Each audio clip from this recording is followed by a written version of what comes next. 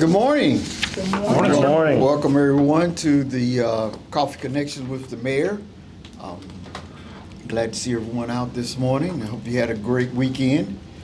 I guess we will start with just go around the table and kind of introduce ourselves. And starting on my right. I'm Beverly Wall Clark, and I'm a commissioner with the town of Zebulon. Kenya Newkirk, and I am an ambassador with the Chamber and a fairly new resident of Zebulon. John Saffold, Executive Director of the Chamber. Good morning. My name is Wendy Watson. I am Executive Director and founder of a nonprofit organization called Empowered Citizens. We provide mental health and substance use treatment for youth and adults. I'm Hunter Rasco, a non-resident but local business owner here in town, Design Dimension. Very happy to be here. And newest board member. Board member of the chamber, sorry. John, keep you. You write that down? Gotcha. Good morning, I'm Michael Clark. I'm the planning director for the town of Zebulon. Okay. Just had a couple of updates from recently. I had a meeting with WakeMed Andy Curtis and discussing some mental health concerns in the county and as far as the and Zebulon also. She's in the process of presenting presentations to each municipality on how mental health is affecting each of the cities and how it is costing the county and WakeMed and trying to create some initiatives as far as how we approach some best practices about the problem. She has a presentation that she'll probably make available to everyone. But I was kind of noticing that based on the population that Zebulon has, and this is from a 2021 report, that we have 74 suicides, ideations, and we had 16 overdoses, and we had 307 hospital visits. And I guess the way this is really affecting us is because all of these are emergency room visits. And those folks that go to the emergency room, you know, they don't pay, and so that cost has to come somewhere, you know, and usually it's us, the taxpayers, or the folks that do have insurance. So we were just talking, and with COVID, it has really amplified the effect of mental health. It's not, I guess, as visible because a lot of people staying at home or whatever, but more people having anxiety and folks that already had anxiety made it worse. They're going around, WakeMed wants to build a facility in the future for residents because there isn't one. You know, we have some resources around in the county, but as far as a specified facility and asking for funding from the municipalities. Some have already acknowledged that they would through some of their ARPA funding. That is a discussion for us that would have to be a budget discussion at some point. And how much it is costing our law enforcement, because that's what usually happens with mental health folks. They fall into the law enforcement piece.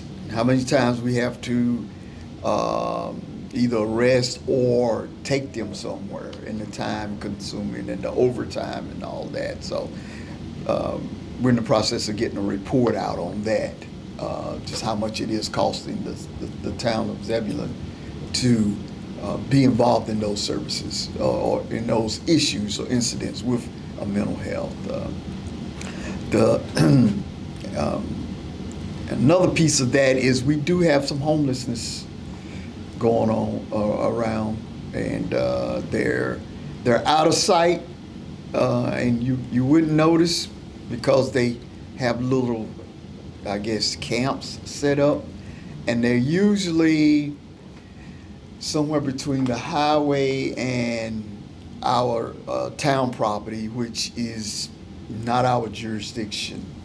And they're usually camouflaged in a way where you don't even see them. And they're usually near a shopping center or somewhere where they can go back and forth to get food or panhandle. But we don't have a lot of information about the amount of that right now. The chief said that if they see someone, they will offer them services. They carry food around that's been donated by some of the nonprofits to give to them if they need it or if they accept it. They also ask them if they want to be taken to a shelter, and of course, you know, that's all voluntary. And most of the time, they don't want to go. And if it's an encampment, they will offer to help them to gather up their things and move from that spot. So we'll get more information out on that and probably bring it back for another conversation. So that was my update from the town on this. Mike, you have any recent updates? The only real update that we have from the planning department is we found out over the past couple of weeks that between July of 2020 and July of 2021, the town of Zebulon was the second fastest growing community within the state of North Carolina. We were growing at approximately 12.9%, which is consistent with our in-house tracking, and it based on those projections, economics dependent, will probably hit 18,000 residents within 2028. It's also worth noting that based on the volume of existing lots that have been already approved, we have almost 3,000 lots that will get homes that have already gone through the initial approval processes, but yet to pull building permits. So even if the town doesn't approve any more neighborhoods, we're still going to see this growth continue for the next 5 to 7 years, just based on the existing approvals. We do have a couple pending developments that will probably be approved. One that'll probably be approved, a couple others that are going through either early review stages or will have to come in and get rezoning. Outside of that, we do have word that one of the buildings in downtown was recently purchased by somebody who's looking to put in a restaurant. This particular entity already has a restaurant in the Wake County region. So we think it'll be a terrific addition into our downtown. The building that they purchased is currently vacant, but the business model is going to be dependent upon some regulations, and depending upon how approvals with text amendments go. Can we ask which building that is? The building is 120 North Arundel. It's the former Everything Store. Gotcha, okay. Right next to the alleyway across from Fall Line. That's correct. Uh-huh. Yeah. And older residents would know it as the old Wakefield Florist. Yes. People that have lived here all their life. Has the furniture store that was closing, is it completely closed now? So is it vacant? It is currently vacant and currently for sale. Oh, okay, currently for sale. Yep. Are y'all, I know that this is a situation for the Estes and Carroll family to consider. Are they looking at potentially breaking it up at this Yeah. point? Yes, we spoke with the realtor.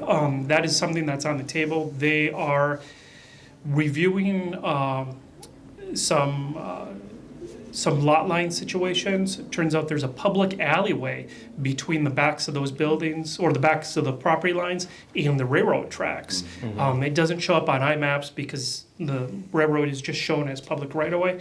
However, some of the buildings do encroach into those required, into that alleyway. So it'll likely require lot line adjustments in order for financing to be approved for the sale of each of those independent parcels. All right. John? Yes, sir. Well, I have several things that I put at y'all's places today, and I left something up on the wall over there. Hunter was here last Wednesday for us to do our first board orientation that we've had since I've been on board, and probably for a number of years because of COVID. So I wanted to update y'all on that, and a lot of that relates to goings on at the chamber as we're moving into what I'm calling phase 2. I've been here as of last week. I've been here for a year, and worked a lot over the past year to do networking in the town and in the region, and to better understand the lay of the land and what's going on here and regionally, and then how the chamber fits into that and supports the town, capital T, the town, little t, for our businesses and our residents, and then also integrates better into the bigger picture in terms of what the role the chamber plays in that. And so phase 2, moving into year 2, is looking at structure. And so that's what the theme is, I guess, currently, and what I want to update y'all on. So we have, of course, the town is a partner with the chamber, and then we've got board member, ambassador, member. And so for what I'm going to say, be a little redundant for Hunter, but I did want y'all to hear, and certainly our members to be updated on that. So if you look at the handout here, the one that is stapled, these are things that I've pulled from the manual that I gave our board members on Wednesday.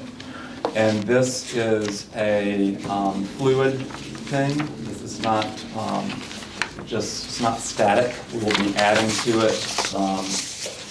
We'll be continuing to work on our bylaws, but things that I wanted to, and policies, but things I wanted to share with y'all is first the mission statement. And so the Zebulon Chamber of Commerce exists to foster relationships that build community and commerce. We are an advocacy group.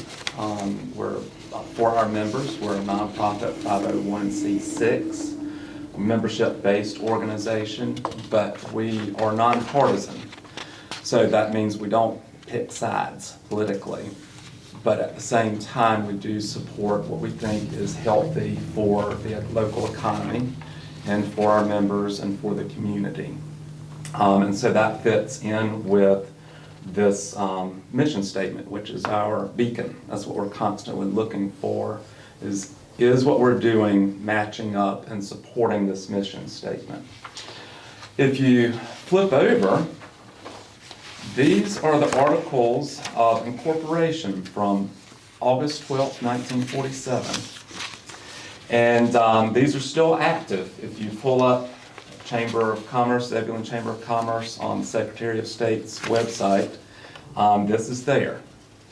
And if you flip over and you look at, it doesn't have the actual signatures, but it has the names listed. You see, talking about Whitley's Furniture. Mr. C.D. Whitley was their granddaddy that helped found the store, and he was our first board chair. And so you just kind of go through this, and I'm sure for you, Beverly, you see a lot of familiar names. No more. Yep, that were foundational in getting this organization going.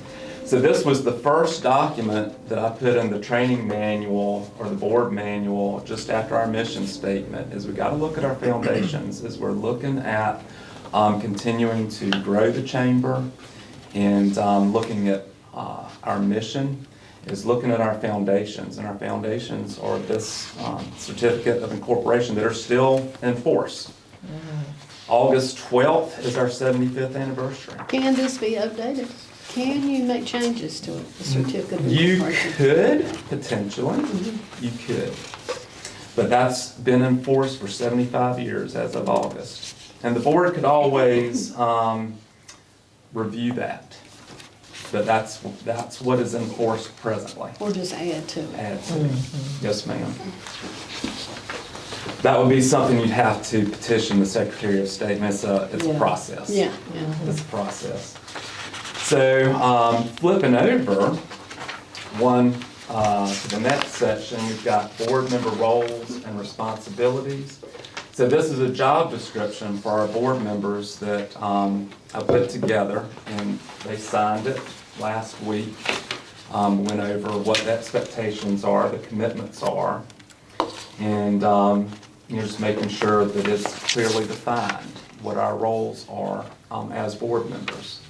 And my position is considered a non-voting board member. So involved in the discussion, but not in voting. And then you flip over one more, and you have the officers, the board of directors. And so I pulled from the proposed bylaws the basic officer structure, and this lays this out for our board. And y'all can take time to look at that as well. I'm not going to, of course, go over that in detail now, but I just thought this interesting information for y'all to see, as members, as community members, what we're doing here in terms of rebuilding the structure, and that being what we're aiming towards for this upcoming year. And as you're looking at the board roles, as you're looking at the officer roles and job descriptions there, that's not something that's going to happen immediately. It's something we're going to grow into over this year. Our fiscal year is July 1 to June 30th. June 16th will be our first joint meeting with our current board members and our new board members. And to help with that transition, and then as July 1 takes place, any that are retiring will rotate off, and then the new ones rotate on officially. So that's June 16th is our transition meeting. And so they're looking at this and considering over the next months how we transition into a more functional role, where the executive committee, made up of the officers, will meet monthly, and then the full board will meet 6 times a year, effectively every other month.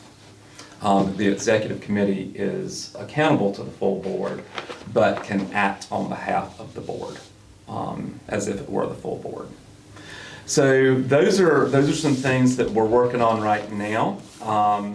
In terms of the structure, the current board members, we've got Hunter that's come on to represent Design Dimension. Mm-hmm. We've got Mitchell Lister from the Mudcats that's come on. Casey Germano has come on to represent Germano Architecture and Interiors. Then we've got Ginger Dutmers from ERA Parish Realty. Brandon McCraney from Old Raleigh Distillery. Jennifer Williams, who is now the liaison for the Noel Group, for the community, and she is on our board. And Nameko, the Noel Group, just rejoined after 2 or 3 years last week, so they're now officially new members or renewed members of the chamber. Lee Wall, who represents US Foods, one of our biggest investors. Cindy Stansberry, that represents GSK, that's one of our biggest investors as well. I'm trying to see if there's anybody else. We've got Albert Alwang from Wake County Economic Development.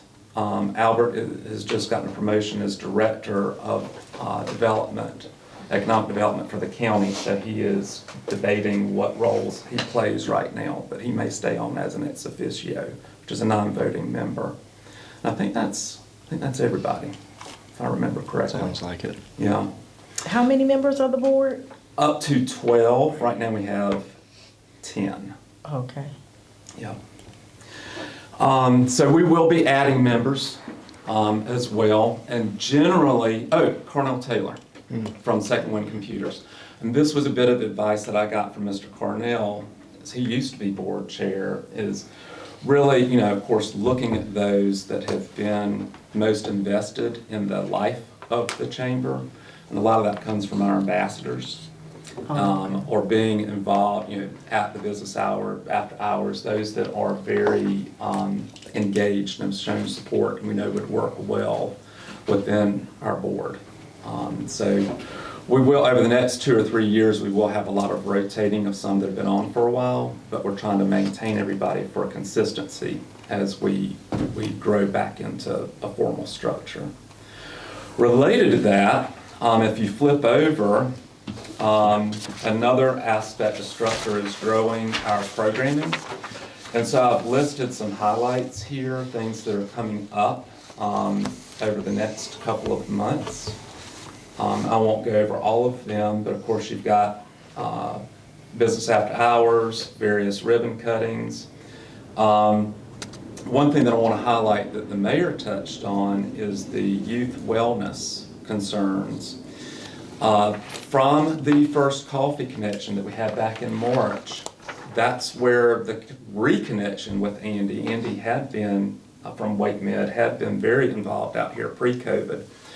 But she signed up to be here at the first coffee connections in March. And from there, she and Wendy and Shannon Baxter had a conversation about mental health concerns, just an informal thing down at the end of the table. And from there, she's reconnected with the mayor, this meeting that she had with him last week. And we're working on putting together with Sheila Long, Parks and Rec, we've had a meeting with her, a networking opportunity on July 26th for various partners that are concerned for youth health and wellness. So it would be representatives from the schools, representatives from people that are involved directly with counseling. I'm talking with Andy, Sheila, Wendy about possibly looping in the food security network. That's been a separate thing that's been running over here, and that is a lot of the partners in town that help with food distribution with our food banks. And so to me it makes sense to put the two together, because those that are most vulnerable are going to the food banks, but they're the ones least likely to have access or know of resources such as Wendy. And so to have these people come together, meet, see what the others are doing, and then collaborate together to, of course, help with food security and help with understanding what resources are available for physical and mental health in the area. So this is a very dynamic, growing thing that I'm excited to be working with different ones on as part of the chamber. Christmas parade, that train has left the station. So last week, we have 4 board members that have agreed to be on the committee. And we met remotely with Jennifer Martin, who heads up the Raleigh Christmas Parade. And it's what I was calling Christmas Parade 101. So she gave us the lowdown on what it's like to structure the parade. So we're meeting again tomorrow, just ourselves, to start trying to put those things Do you together. have your floats? we will have our floats. You will. We will have our floats. I hope you will. We will get there. I mean, because floats are taken early in the year for the. We're gonna do all we can. I know, it's difficult. I Yes, mean, I ma'am. worked with the chamber years ago and worked with the Christmas parade. And Well, we would love to have help.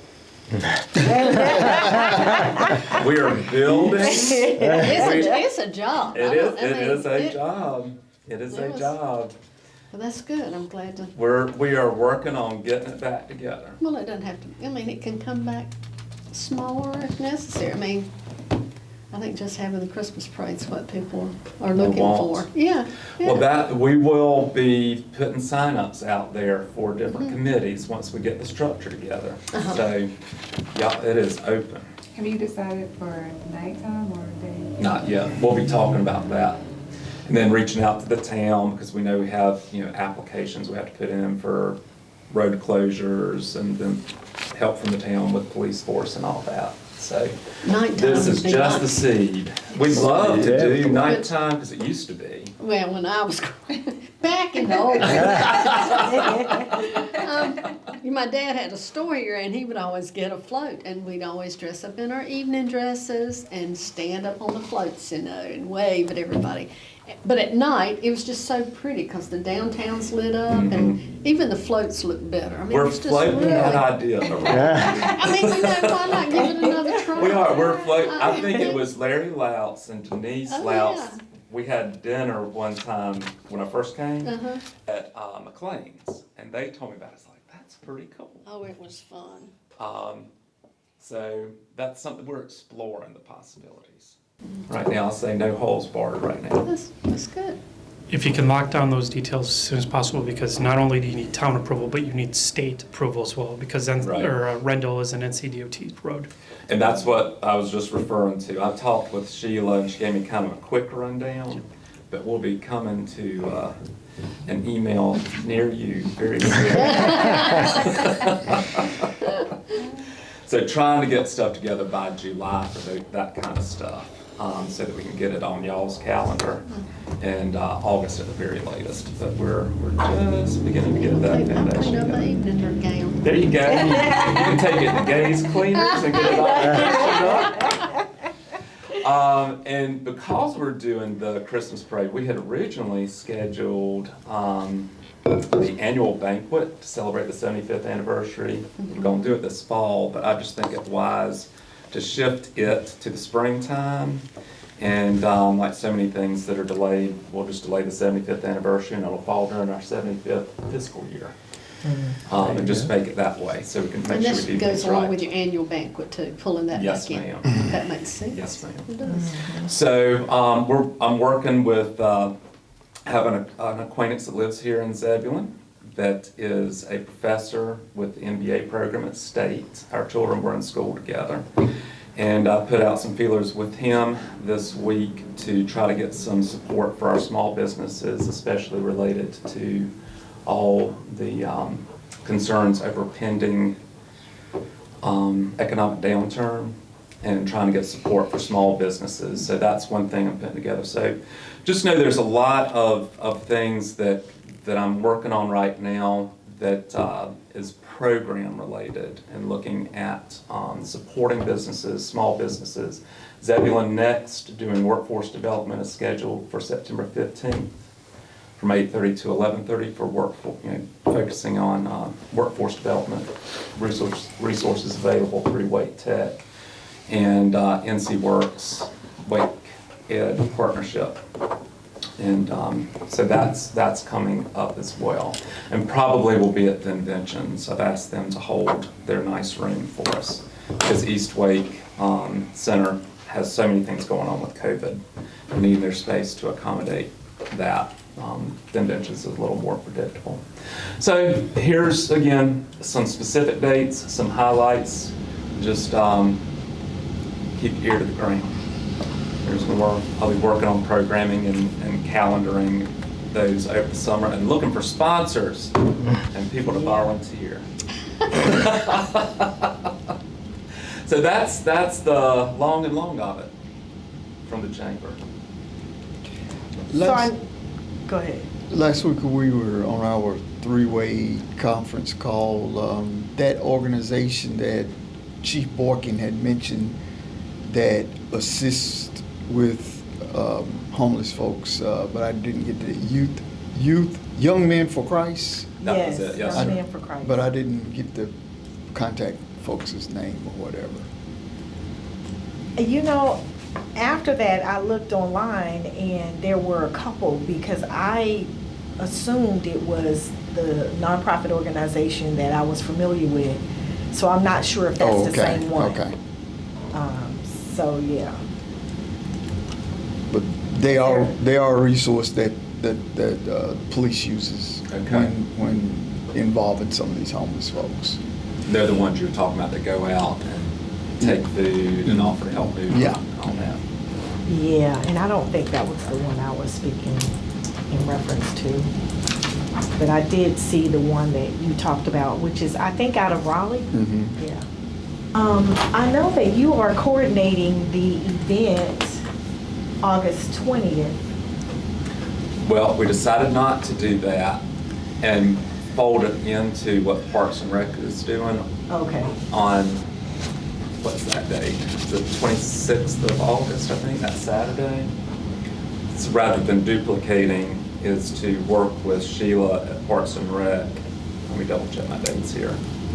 That is a, it's the, let's see, August the 26th is a Friday, so it's either the 26th or the 27th. That's a back-to-school event that Sheila and her team from Parks and Rec is putting together. So we thought it made sense, like for, we were talking about doing something at the Boys and Girls Club related to health. But then when Sheila said they were doing something around the same time, we decided to fold it in with her and try to pool resources for that. So that's where the July 26th event, networking among the partners, can then provide resources for what Sheila's doing with the back school thing in August, a month later. Gotcha. Which is where she wanted you to be there for that in August. Okay, absolutely. And so I know I've been meeting with the president of the NAACP of the East Wake area, President Tony DeRico, as well as Pastor Israel Stacker, Anjane Joseph, who is executive director of NC Communities Coalition, and we're planning a health fair on July 16th at the Boys and Girls Club. And so we are inviting, the focus is mental, physical, and spiritual wellness. So we're inviting a few of the pastors that will have a booth there. We will be having, we're inviting organizations that are related to physical health, so dental, medical providers, as well as mental health providers that will be presented there as well, or represented there. What was that date again? July 16th. 16th. And What time is it? 11 to 3. And so we are in the process of developing a flyer that we will make sure we get that out as soon as possible. You met with them last week, didn't you? Yes. And so I did, because after our three-way conversation, Mayor, we had our meeting on that same day, and I did present reaching out to Daryl Blevins and getting them involved as well. Okay. So yeah, we're excited about that. That'll be fun. And so definitely thinking about reaching out to maybe Planet Fitness or some physical physical therapy, massage therapist, but definitely someone from, a gym to be represented as well.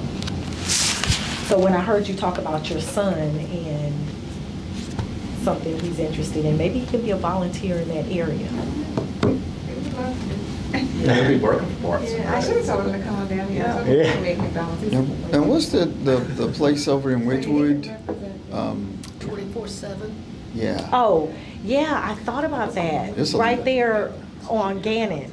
yeah. Yeah, so I thought about going to them and seeing if they could be represented as well. Who was that? 24/7 Oh, yeah, gym? yeah. And then you got Pivot, Physical therapy.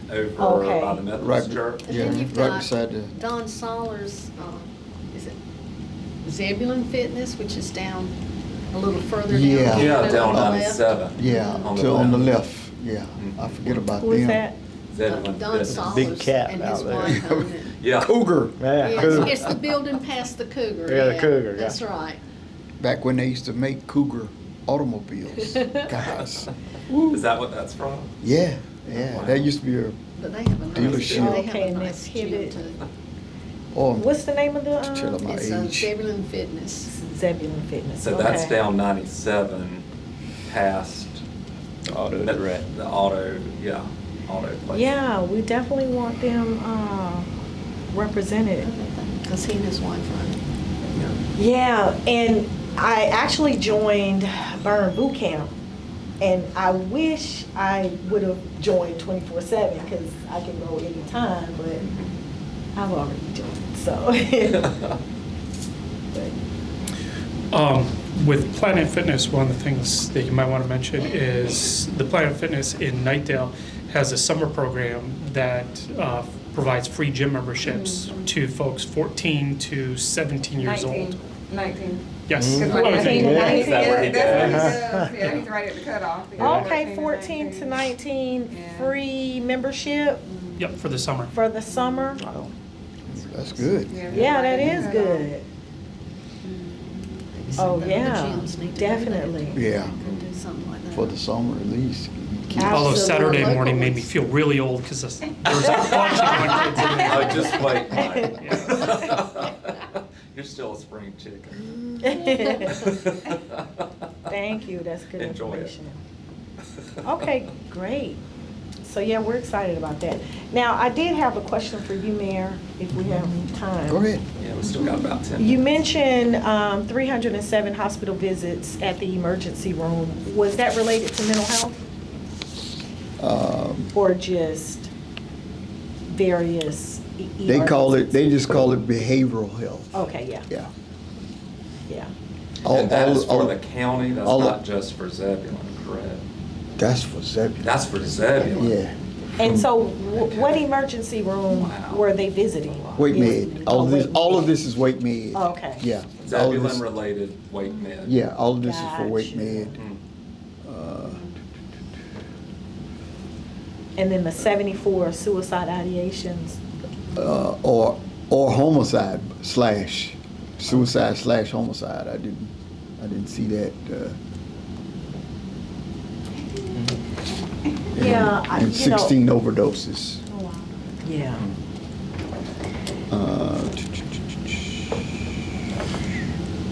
And it's some more breakdowns in here about how many going by ambulance, 50 to 60%.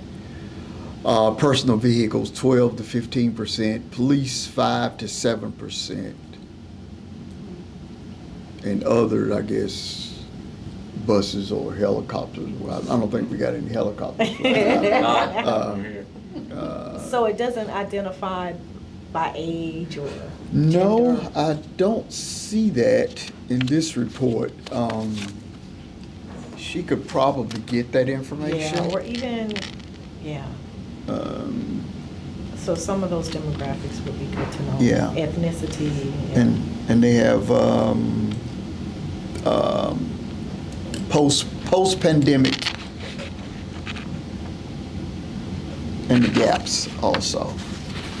But we wanted her to bring us more information as how it was costing us as a town, so that at some point we may can bring that to the board as a presentation. And I know John had mentioned maybe getting some partnerships with some of our commercial industries around Yes. around town. They did a breakdown of how much it would cost each municipality, and for us it was a heavy lift. It was I think I want to say 174,000 they were asking for For the center. as our portion. Your portion Yeah, for the center. Yeah. Okay. Like I said, Raleigh and some of the other larger municipalities, they got more ARPA money than we did, so they just approved theirs in their budget. But we would have to go back and bring that before the board, and we may do a collaboration. I'm just not sure yet of how we would assist them in that effort. Yeah, I think while we're having conversations about mental health, I think, also comorbidities or co-occurring substance use disorders, it's certainly been an increase in that. I'm also a DWI provider, so just in the last week, I've had several assessments where there have been DWIs or even individuals that are needing substance abuse treatment from engagement with or some behavioral issues that cause the police to be called associated with substance use. Yeah. So not necessarily a DWI, but some other incident that transpired. So I think, definitely having those conversations as well.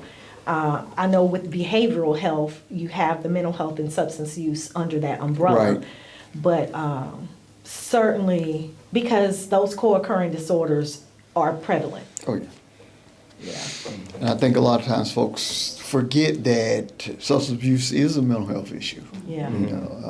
Because there's a lot of folks that use substances to self-medicate because of all the issues that they are having with mental illness. The depression, the Yes. anxiety. Yeah.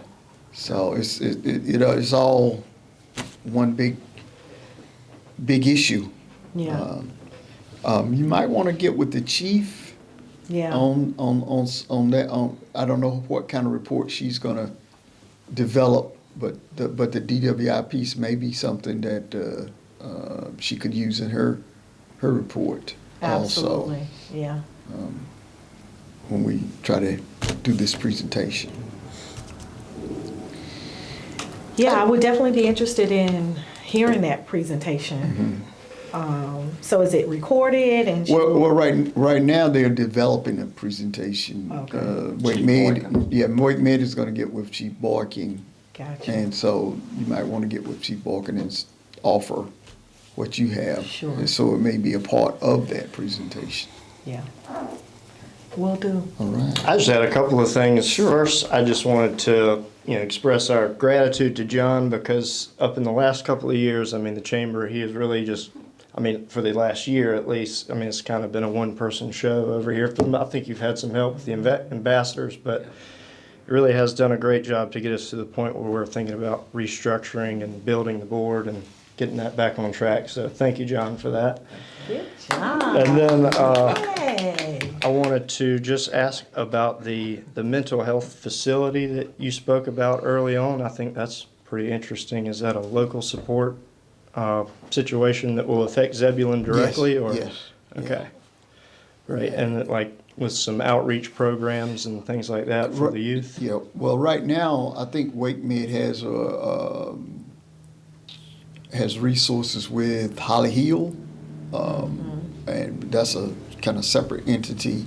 But it doesn't address all of the issues that mental illness is presenting itself. And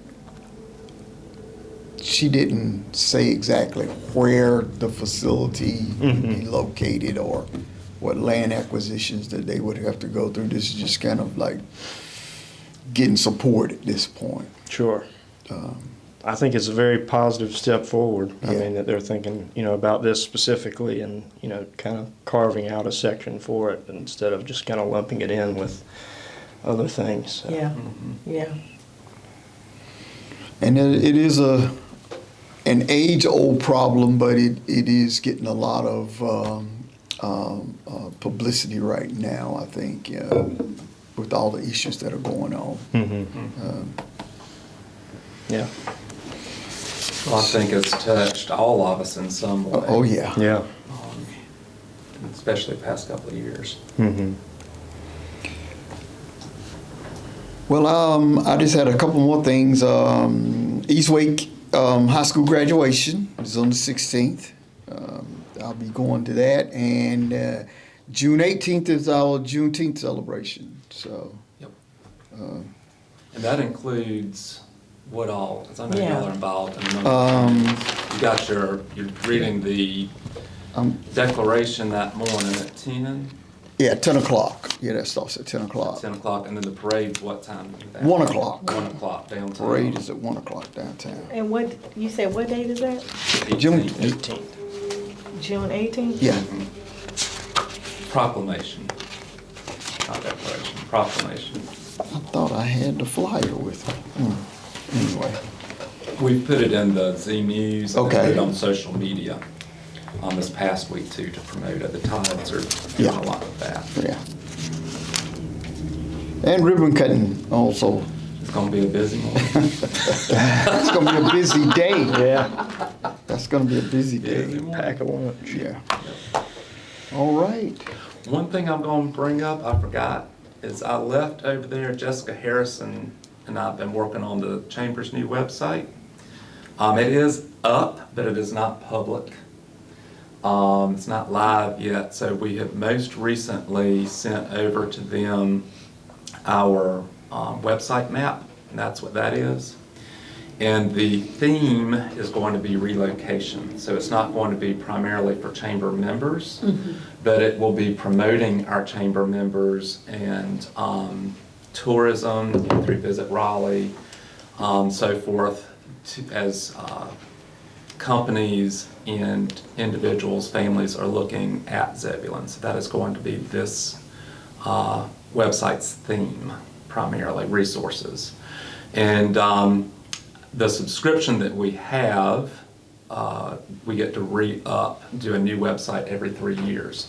So that gives us some flexibility depending on what the area's needs are and how the chamber can support that. So I'm not letting y'all see it yet.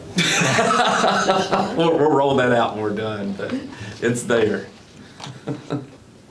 All righty. Any more comments or questions? Well, I thank everyone for being here this morning, taking time out of your busy schedule, and hopefully you have a great rest of the day. Thank you. Yes, Thank you, sir. Mr. Thank you, Thank you. Mayor. Y'all help yourself with some biscuits.